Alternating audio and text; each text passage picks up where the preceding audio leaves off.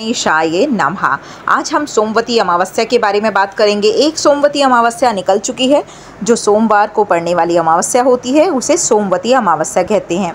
अगली अमावस्या जो है वो 2 सितंबर 2024 को है, सोमवार के ही दिन है, इसीलिए ये सोमवती अमावस्या कही जाएगी। देखिए, अमावस्या पे कई तरह के उपाय किए जाते हैं जो कि पितरों को समर्पित होता है ये दिन। और साथ ही साथ माना जाता है अगर पितृ दोष है या फिर पितृ कोप है किसी की जन्म कुंडली में तो उसे भी आप आज दान पुण्य करके आप ख़त्म कर सकते हैं, पितरों को अति प्रसन्न कर सकते हैं। तो इस चीज़ का आपने खास ख्याल रखना है। जो पांडव थे उनके जीवन काल में कभी भी सोमवार को अमावस्या नहीं आई। हर महीने वैसी अमावस्या आती है, मगर वो लोग पूरी ही अपने जीवन काल में इस चीज़ से ही परेशान रहे कि हमारे जीवन में कभी भी सोमवार के दिन अमावस्या नहीं आई है। सोमवती अमावस्या के दिन आप कोई भी यदि उपाय करते हैं तो वो कई हज़ार गुना ज़्यादा फलित होता है।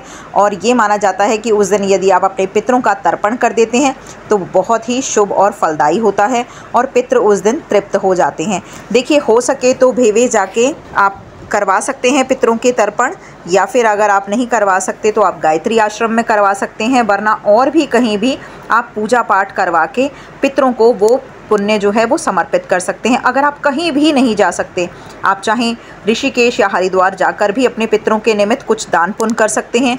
अगर आप कहीं नहीं जाना चाहते, आप घर में ही रह के कुछ करना चाहते हैं, आप फंस चुके हैं और आपको कष्ट भी बहुत ज़्यादा है, तो आप इस चीज़ का ख्याल रखिए कि गीता का 7वां अध्याय और 11वां अध्याय अति उत्तम अध्याय माने जाते हैं।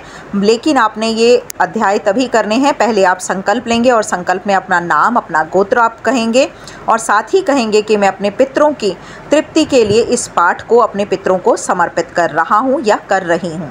आप जिस भी तरह से ऐसे करना चाहें आप कर सकते हैं। उसके बाद जल को धरती पे छोड़ें और उस जल का टीका मस्तक पर लगा लें। अगर आप ऐसे करके करते हैं तो आप विश्वास मानिए कि आपको निश्चित रूप से ही फल जल्दी प्राप्त होंगे।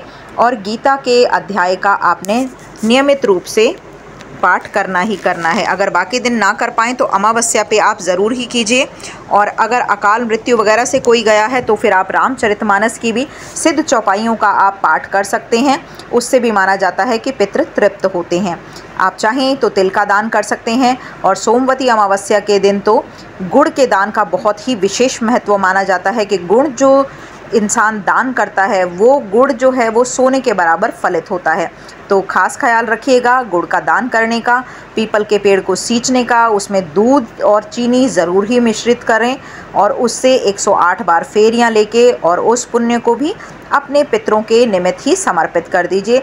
देखिए, आने वाली अगली अमावस्या तक आपके घर में भी काफ़ी खुशहाली हो जाएगी।